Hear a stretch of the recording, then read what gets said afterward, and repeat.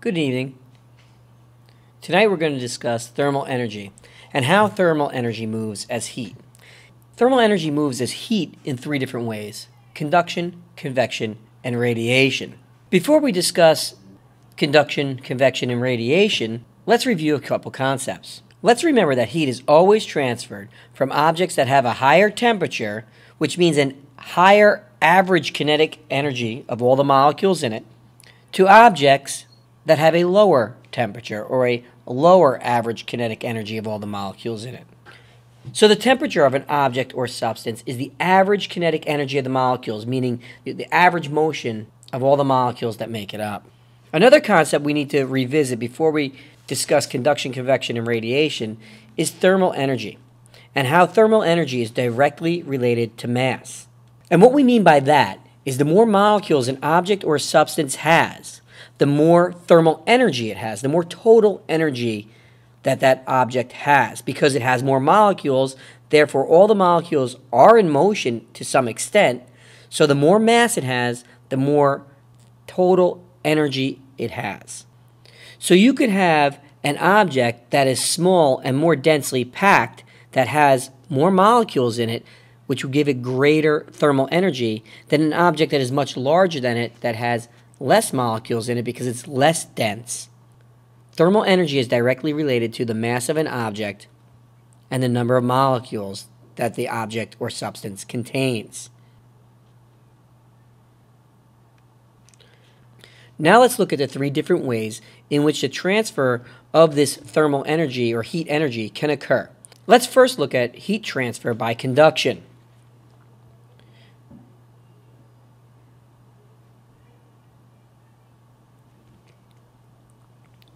Heat transfer by conduction occurs through direct contact between objects. This occurs when the objects are touching each other physically. Conduction will occur at any time objects of different temperatures come into contact with each other.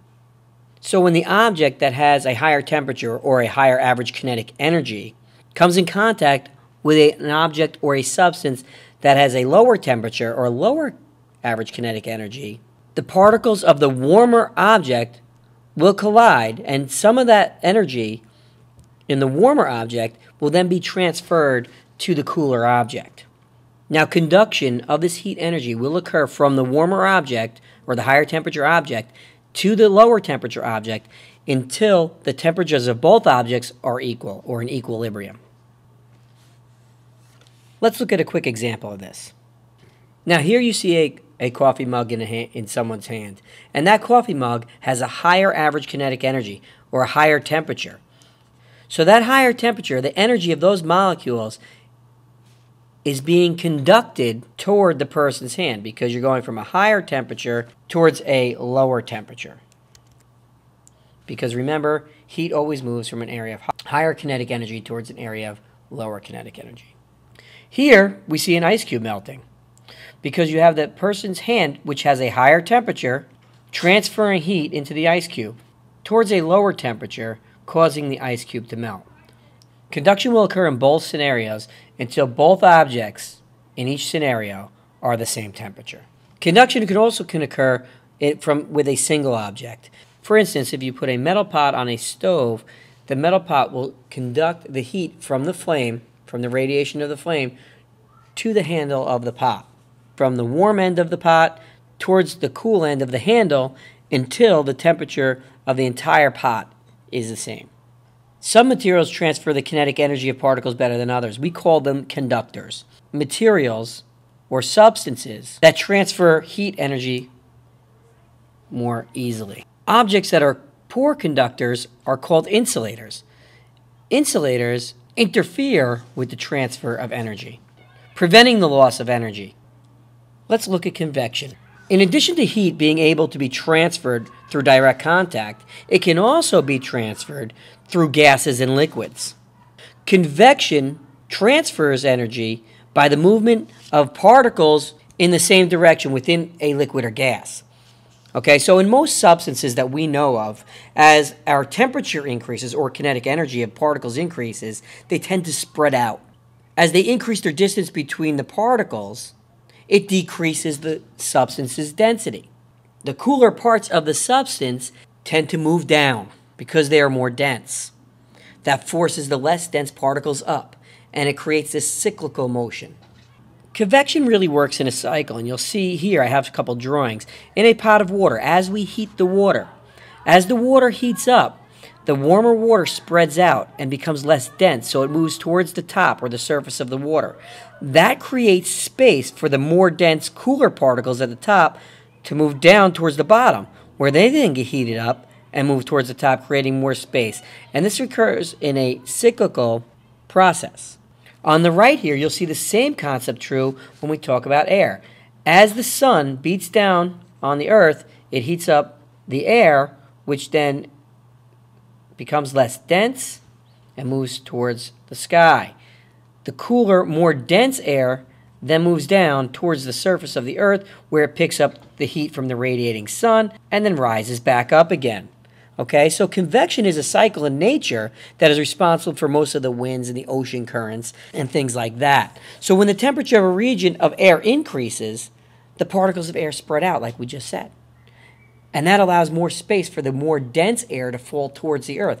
And if you remember, we spoke about density. As the more dense an object is, the more it sinks.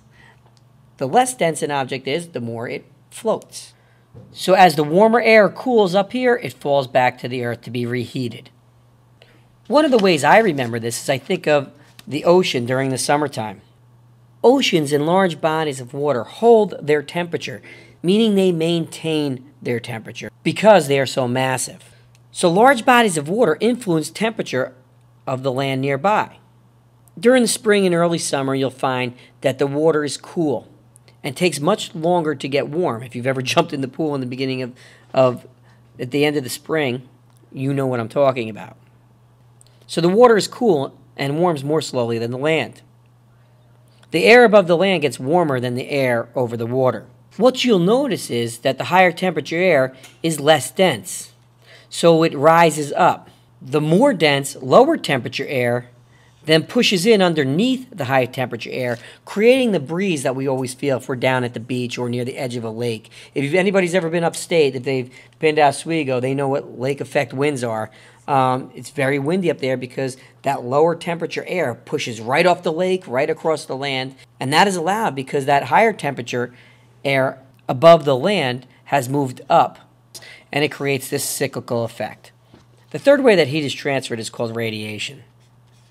Radiation is energy that travels as electromagnetic waves. They include visible light, microwaves, as well as infrared light.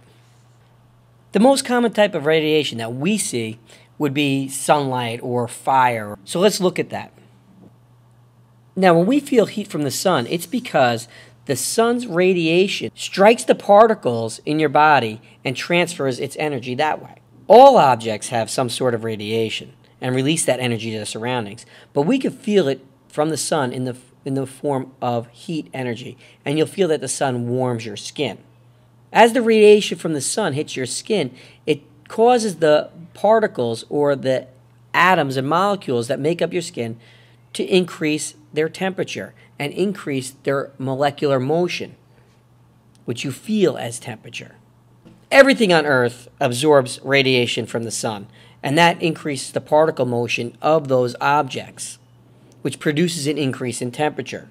The biggest difference between radiation and convection and conduction is that radiation can travel through empty space, so it doesn't need air or water or the molecules therein to transfer its energy.